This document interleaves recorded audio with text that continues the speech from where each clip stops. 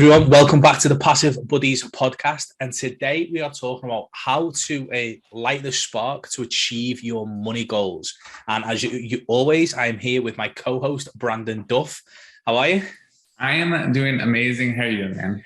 Yeah, I'm doing well, mate. Obviously, we had the discussion about the kids beforehand and love them, but they're a pain in the ass. But other than that, mate, yeah, I'm good, thanks. Well, just something I get to look forward to when we have kids at some point. So I'll have to pick your brain on what are the best strategies for that. Earplugs. Oh, yeah, definitely. So obviously today is all about how to achieve your money goals. Now, you've always been like entrepreneurial. You've always been like you were a PT, like you had your own PT business, like, but what sparked it? Like, when did you decide, like, I ain't being no one's bitch, I'm doing it myself?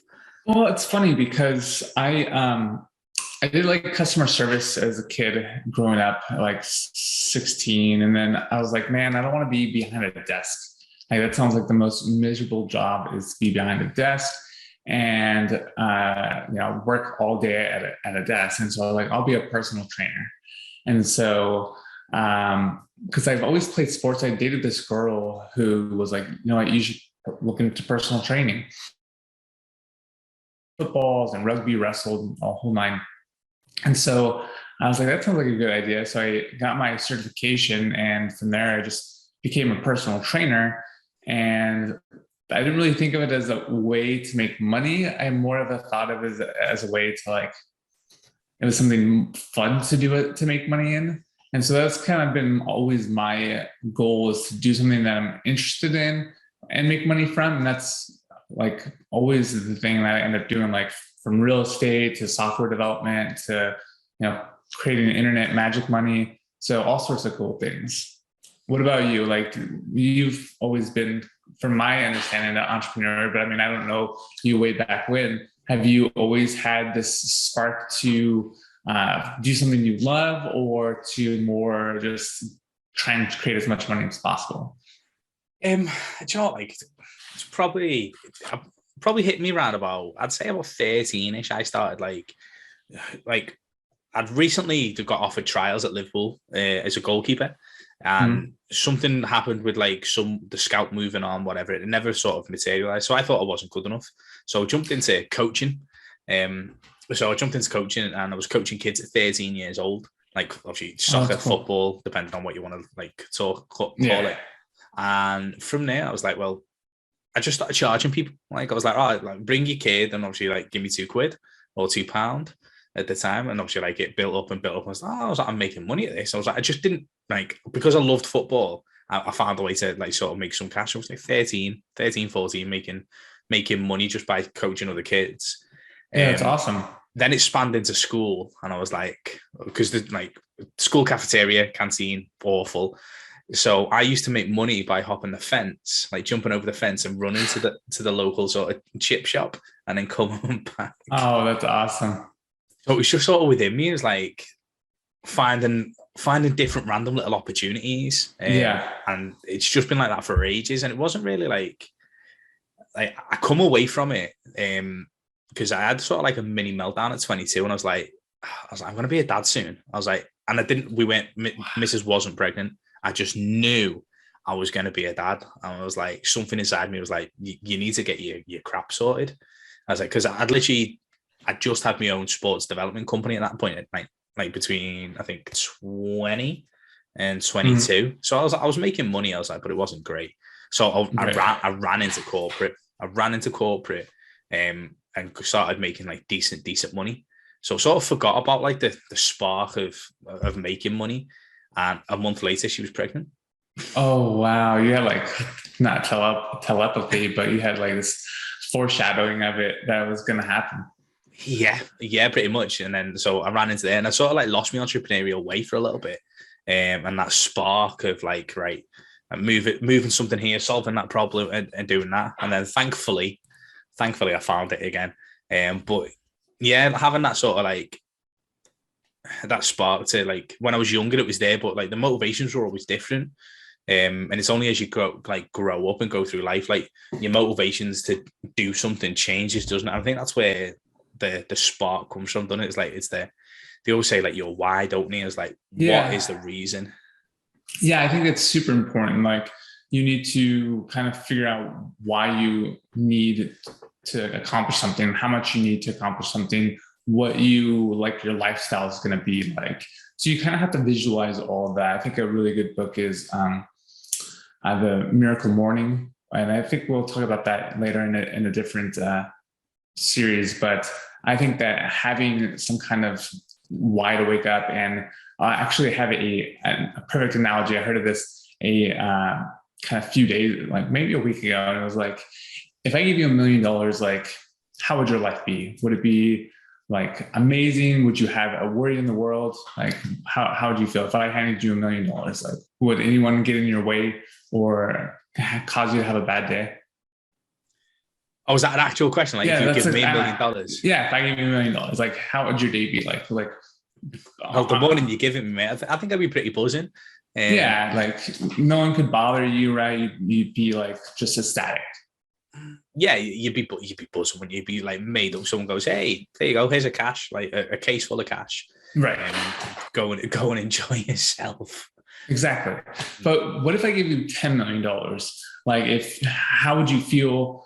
Would you like be super excited because $10 $10 million is 10 times as much as $1 million. So I think you'd be amazing. But what if I gave you that $10 million and you couldn't wake up? You couldn't wake up. Right. No, you wouldn't take it, would you? Yeah. So, I mean, it's really put it in perspective of like, sure, $10 million is way much more important or bigger value than $1 million. But if you can wake up and actually like enjoy life, that has a much higher value in something. So I think that being able to find that why you should actually do something is super important. So, and I think that to start, like, what is that going to cost you? Like, how much do you need to make in order to achieve that why? And so, like, I think of having like a magic number of what that number needs to be to achieve that goal. And if you didn't have to do anything for the rest of your life and continuous like feed that mission, then how much would you need monthly to hit that number? So do you have like a number in mind that you would want to achieve to kind of live that perfect lifestyle? Do you know what? Like, it's surprisingly lower than what you think, isn't it? Yeah. Which is always quite surprising, isn't it? Like, I always thought like I need 20, 30, 40, 50 grand a month, like to be like live the life of freedom. But it's not really, is it? Like, there's not, like, you talk about being frugal all the time. Right. And obviously, like, if you keep your expenses low, that I call it the freedom number. That freedom number is a lot lower than what people think. Like, for instance, like my freedom number was £3,500 I needed just to be free. That was it. That was covering all my bills, and then just like I can do what I want. So then obviously you want a bit of luxury, don't you? You want a bit of lifestyle and you want a bit of freedom. Right. So when you push that to 10K minimum, that literally covered everything, like everything I ever needed. Like, obviously, don't get me wrong, obviously I have months where I make more, I have months where I make less, depending on how bad like some investments go. But like obviously we spoke about that last week. But yeah, in terms of like 10K a month is literally enough for 90% of people, I'd say. Yeah, it definitely is. I mean, I think once you hit that number, it's especially, I mean, when I hit that number back in like 2015, it was when I was personal training, but we bought our first rental property. Mm-hmm. So when we bought our first rental property, like a lot new opportunities open up, especially when you keep your expenses low. It's kind of the icing on the cake because you have all this extra cash flow now, and then you can use that money to buy more money. And so that's what I was just doing with real estate is we'd buy a rental, and that rental would essentially take off like 2 clients for the week, and I would have to work 2 less hours. So I thought that was pretty cool. It's like every house that I buy is like a day off, or like not a day off, but like a third of a day off. And so that was kind of nice. So I thought that's kind of cool that I was able to use the cash flow by just by buying more cash flow. And so our magic number back then was 10,000. Now I think it's probably a little bit lower because we don't have rent as much. I mean, we have a mortgage now, but we don't have my wife's student loan debt. We paid all that off. We don't have a car debt. All these things. The cost of living now is cheaper in Texas than in California. So all these little things. I mean, our house, I think for the both of us, is about 3,200. And so that's kind of nice when we just need to pay for a house. But then, if it was just me, it would be only 1,600. But then I could travel, but then it wouldn't be really fun without my wife because I'd rather like travel with her versus traveling alone. So it's good to like figure out what it would be to cost you that freedom number or my magic number, where you essentially just, without selling your home, obviously, but what that number would be like if you or your loved ones could just travel all the time. So I think that is still around 10,000 because like depending on where you travel, air flights, all that sort of thing. Luckily we have a companion pass. So we get, I don't know if you guys know what that is, but a companion pass is where I travel, and wherever I travel, my wife travels for free. So that saves a nice little bit. But that's only on Southwest, so it's not like I can't travel to Europe with that. But what about you? Like, I know you said just about like 3,000, but like, what would you actually do? Would you consistently work and change lives by teaching passive income? Because I know you have your passive income and you're helping people achieve that too. Or would you just travel a bunch? Like, what is your kind of why, I guess?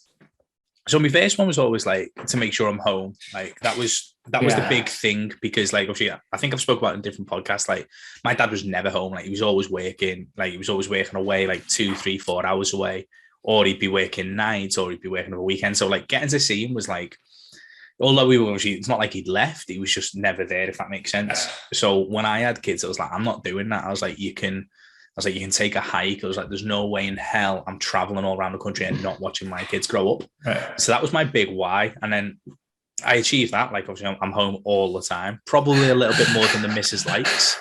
but I'm home all the time. So, like, that has never been an issue. Like, I'm at home. So I've achieved my sort of first phase why. That's cool. And I actually achieved that while I was still in corporate. Like, it was like, no, I'm traveling more than an hour away from my house. And that sort of, I was like, I did used to get called a diva in corporate because it'd be like, no, I'm starting at this time, I'm finishing at this time, and I'm not like traveling here or here. But because I was good at my job, people were like, they sort of just accepted it. But I did get called a diva. But like it was lying in the sand. I was like, no, it was like, my kids are more important than you. I'm sorry, go away.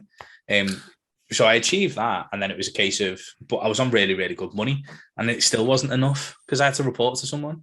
So then my why was like, no, I was like, I don't want a boss, go away. I was like, I now want freedom. I want to be at home all the time, like literally all the time. I was like, I don't want to have to answer to anybody.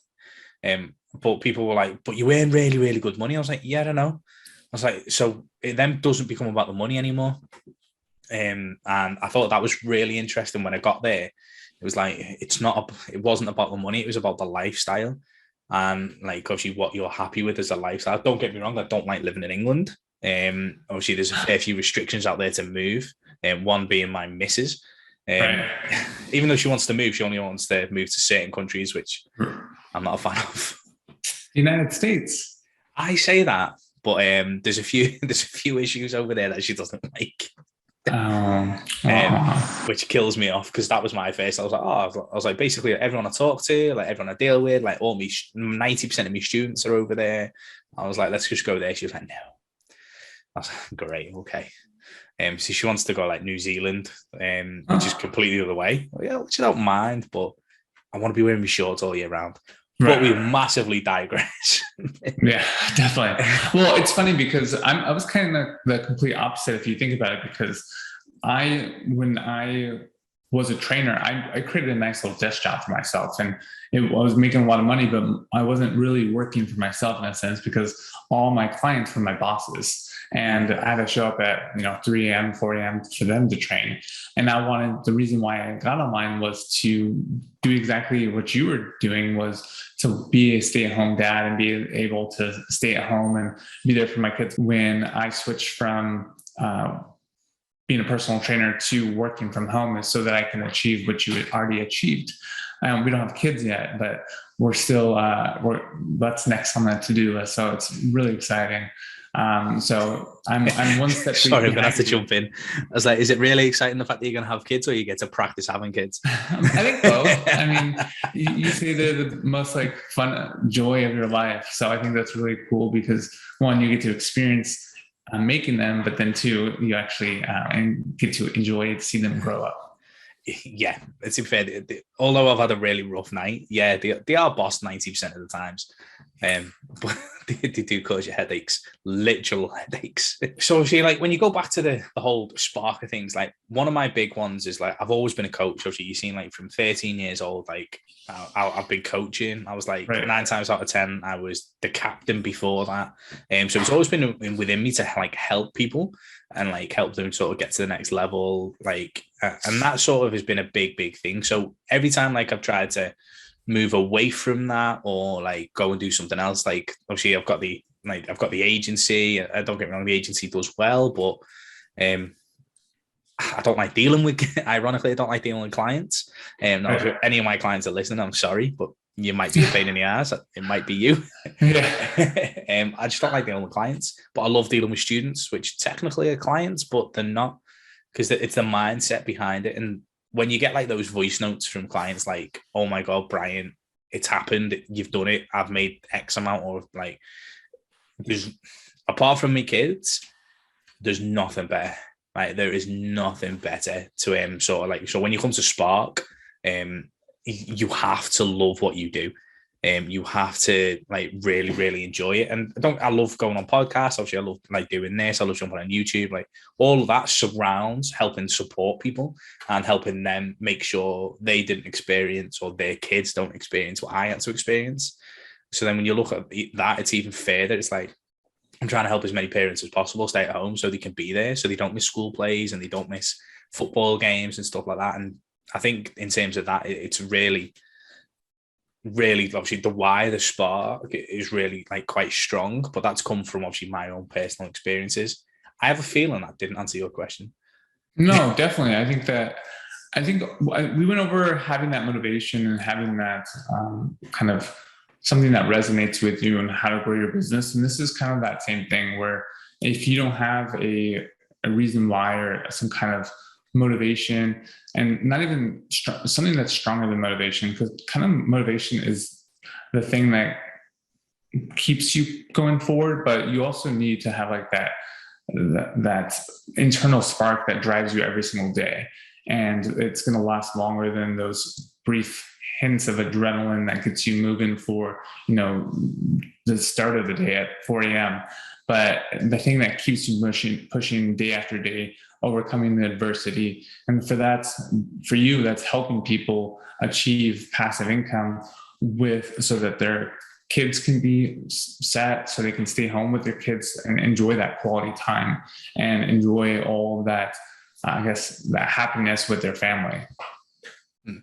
Yeah, most definitely. Now, obviously, we spoke about the freedom number, the magic number, and like, what are your strategies to get people to that magic number? I think I use a few kind of a few pieces of software that help with kind of laying down where your problem areas are. One is Mint, and it pretty much is by tax, I think TurboTax or one of those tax companies. And essentially you log into your bank and it downloads all your transactions and then sorts them and allows you to kind of see where your problem areas are spending. Most of the time, it's people's food, going out, eating out. That tends to be quite expensive, especially if you go to a bar. Those drinks tend, for us at least, our drinks tend to outweigh the cost of our food. And that's never a good thing because it's very expensive when you can just have a few drinks at home and be spending a lot less. So that's one I really like. Also, Truebill is one that allows you to go through your subscriptions, say your insurance subscription for your car. Truebill will actually call them and talk down the price, and then they'll lower the price, but they'll get a kind of a small percentage of it.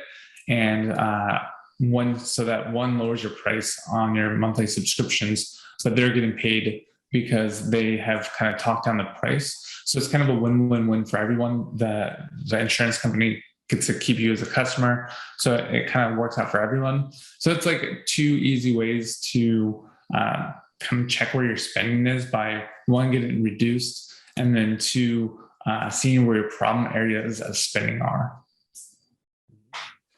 What about you? Any little software pieces that you use or apps? So do you know what? No, like the only thing I sort of use, and it's probably old fashioned. I can't believe I'm saying old fashioned at 30 years old, but like I use a Google sheet. I just use an Excel spreadsheet. And like, obviously I don't download the transactions. So like some of these softwares, don't get me wrong, I'm going to take a look at, because if you can, no matter what level you're at, if you can reduce your monthlies, you're going to be happy, aren't you? Because it just frees up cash flow. So don't get me wrong, I will be taking a look at these softwares, but yeah, like I'm always on Google Sheets, like for everything. The minute there's a bit of numbers involved, I'm on Google Sheets. I'm putting in my formulas, I'm working everything out, and then and sort of like it just takes so long. It does. Don't get me wrong, I'm a little bit of a geek. I love playing on Excel and Google Sheets. So I get a little bit of pleasure. Like Mrs. always takes the mix. She's like, got another spreadsheet. I was like, well, yeah, but look at the numbers. She's like, just like face palm, like leave me alone. But if you didn't think of all that extra time you could be using to make more money, and so that would be getting into part two, is when you have that like free cash flow, you can use that cash flow to buy back your time. And I mean, this software is free, but say instead of you crunching the numbers and spending like an hour or 2 hours or even 4 hours a week to do all that, that's 16 hours a month.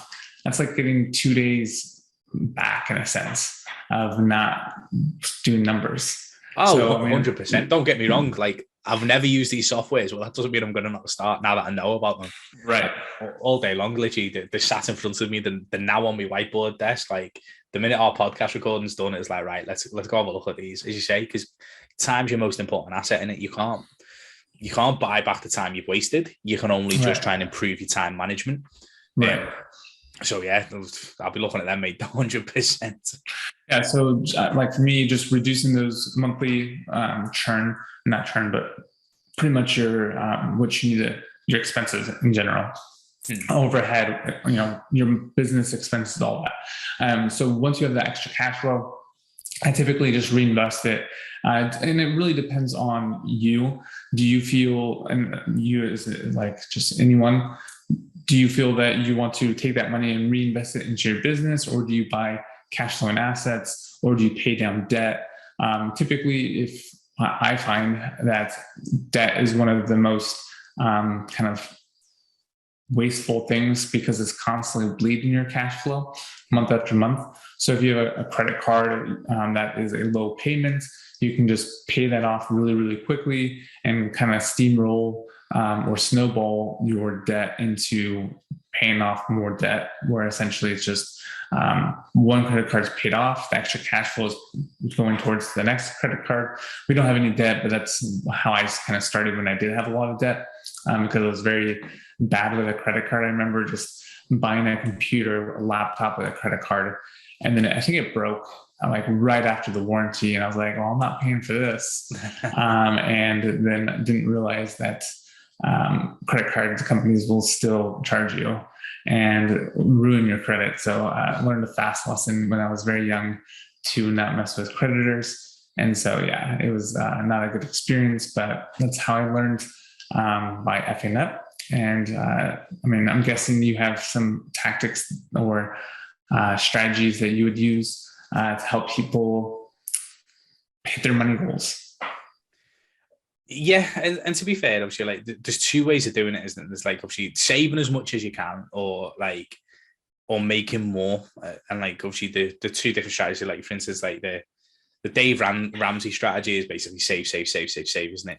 And then the Robert Kawasaki sort of is like make more, obviously, like, and then use it to move it. Right. So I lean 100% towards making more, because you can always make more money. Like it's a massive limiting belief, Right. isn't it? That you cannot make any more money. Yes, you can.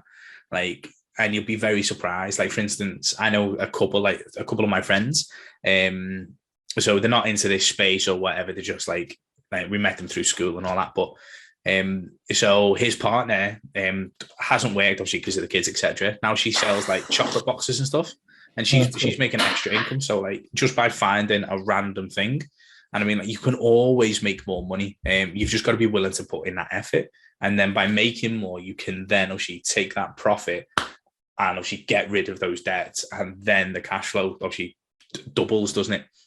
Because you're getting rid of that monthly bill, and obviously you bring in your profits, and then it becomes like even bigger to then do a lot of what you do, which is buying income. Yeah, I mean, it's when you have that extra cash flow, it just allows you to, it becomes a spin wheel or flywheel, where you essentially can, the more money you make, the more you can reinvest, and it just compounds. That's why I think compounding is like what, the ninth wonder, the eighth wonder, the seventh wonder of the world. They call it the eighth, don't they? I don't remember the number exactly, but it's pretty amazing. And it goes to say that the complete opposite is the same way. There is the compound effect of debt. And if you continuously get steamrolled into debt, you're gonna have that. You're gonna experience that eighth wonder also, where you're going to have it in the reverse effect, where you're not making it as well. Someone else is making that money, but it's not you. So you might as well just take and learn the compound effect with increasing in your own income by buying more income, versus being the opposite, where someone else is making that money off of you because you're paying debt. So I mean, that's, I think, very motivating. Is what is that saying? Like, it's hard to be poor, but it's also hard to be rich. So you might as well choose one. And that's the same thing with like finding your spark for making a lot of money, because if it's not you, someone else is, and they're going to, live off of your back. So yeah, I think that's kind of an important kind of motivation for me, is because someone's going to make that money. And if it's not going to be you, it might as well be me. Yeah, 100%. And they say, don't they, like, obviously, whether you're always in pain, aren't you? You always feel like you're in pain. So whether you're in pain with a 9 to 5 or in pain growing your business, pick the pain you want. But yeah, I'd definitely rather have the pain of growing a business when you get the freedom at the end. Yeah, definitely. I think that's super important. So I mean, what else do you got for me? I mean, I think in terms of the whole spark around achieving your money goals, I think we've pretty much nailed it now. So what I will do is I'll leave them with a little bit of maths, or I will get you to leave them with a little bit of maths, because I'm asking the question. How did you work out your freedom number? How did you work out your magic number? What you needed before you could be free? So like Mint has a cool little app where it breaks down like all your spending. So in there they have goals, and you can put a goal of, you want to spend this much. So this is that frugality, where you reduce your spending and it will tell you you're within this limit. So that's what I did at first. And then I put a goal of buying my first rental property and how much I needed for that. And so from there, I was able to say, okay, to replace my fitness job, I need each of these rental properties to be paying $1,000 a month. And so I, bought 10 rental properties, and realized that now I need to wait 30 years to pay off those mortgages, because there's obviously mortgage on the debt, and I'm only making a couple, I think like $300 or $400 per rental property. So that was going to take forever. So then I was like, okay, if I just reduce all my expenses, I probably only need, right now, my freedom number is about 300,000, just because I want to use that. I mean, like we said, it also depends on kind of different parts of your life. So using that 300,000, I'll buy more rental properties, I'll diversify more. And then by the time I kind of choose my freedom number, that's going to be 100,000, because I mean, we can travel. We only need to pay for our flights and that sort of thing. So it just, I guess right now it's a much higher number, but later on it will be a much lower number. Perfect. Okay. I think obviously, like, in terms of completely breaking free, so not money goals, but like enough to say quit your job, etc. It is literally, isn't it? It's like, to work out all your monthly expenses, try and get them down. And then what I've sort of like been told in the past is sort of like add 30 to 40%. So it gives you that buffer in case anything comes. And that's the number you need to make online or whatever in order to quit your job. Yeah, I mean, it really depends. I think I think there's a formula where it's your current expenses times 6. And then that is kind of what you want to retire with every single, I guess, year. But I don't know if that's the exact formula. But for me, like, my easy formula is your expenses is less than your income plus taxes plus money for inflation and for reinvesting. So once you have that, like, you're pretty much set, because obviously you'll need taxes. So you have to do your taxes, but since it's passive income, it's much lower. And then obviously your cost of inflation, because that number keeps going up. But if you have assets, the cost of those assets keep going up with appreciation. And then obviously you need money for reinvesting. So they constantly have money compounding that flywheel. So that's my kind of formula that I use. But yeah, just use whatever you think. I mean, because it's going to be different than as someone who's working 9 to 5, because you're taxed in a whole different way than we are. And you can't really count that income if you're trying to have that freedom number, because if you are going to be free, you're not going to be using that income. So, and then you're going to have to count like your gas and your car, and all those expenses come off because you're not driving to work every day. So you kind of have to figure out what your life would be at this very moment if you were to give all that away. And for me, if I had all my investments that I wanted, it'd be 100,000. Nice. Okay. So any final thoughts? How to light your spark to achieve money goals? I think we just said at the very beginning of just finding that motivation of why you want to achieve something and what that lifestyle would look like. And once you can envision that, then you can achieve it and kind of put you on the path to actually achieving that goal. Awesome. Okay, guys, thank you so much for tuning in to another episode of the Passive Buddies podcast. And I'll see you on the next one. Peace.